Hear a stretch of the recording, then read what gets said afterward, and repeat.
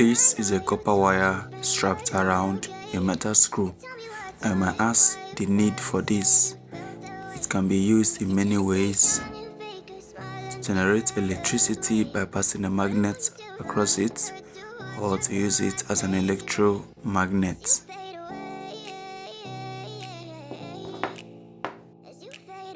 Let's make it.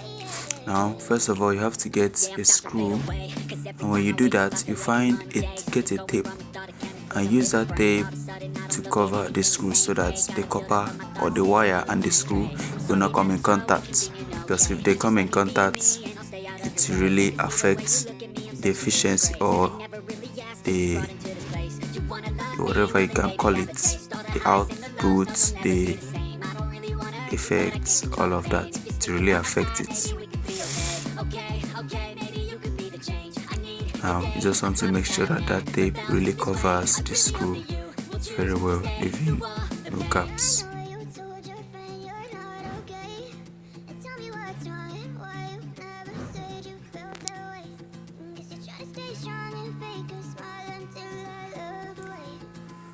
Now when you are done with that, you get your wire.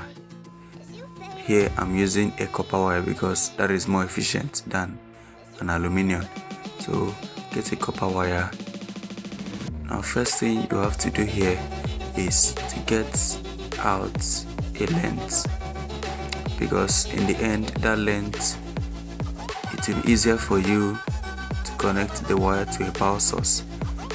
If you do not do this in the beginning before winding, it will really give you a hard time in the end.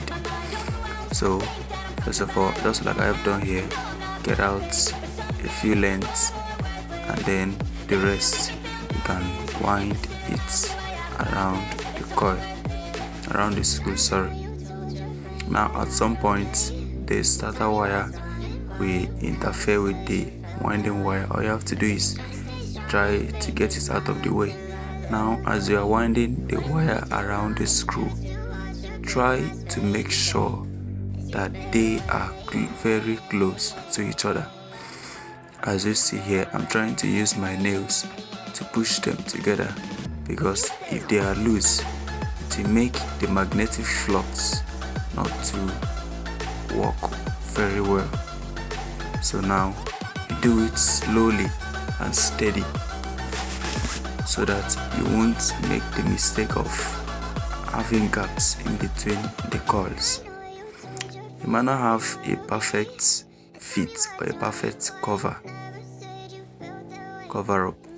Just make sure that they are very close to each other, and then you just continue winding it slowly and as closely as possible.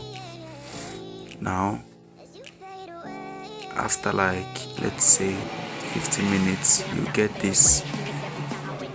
This is about 1,500 tons, and so what you have to do is add a power source to it. Right here I'm using a 12-volt adapter as the power source.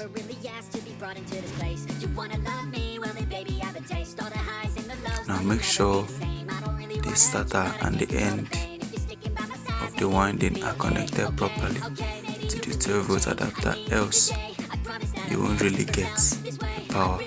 And to do that, you have to scrape off the ends of the wire.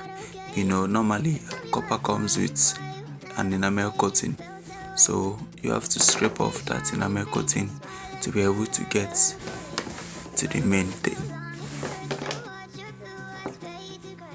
Now as you can see here, it can work as a magnet, picking up the knife, the battery, even this super heavy armature. Stay tuned, because I actually have the plan to revive this armature and turn it into a DC motor. Now if you like silly experiments like this, why don't you hit that subscribe button and follow for more videos like this. So this is a magnet, obviously. can see that the part where it's curved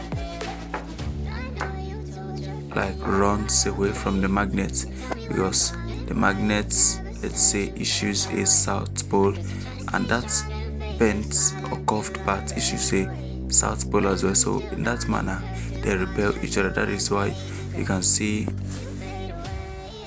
the electromagnets swiveling around. But when you turn the magnet the other way, it just attracts immediately.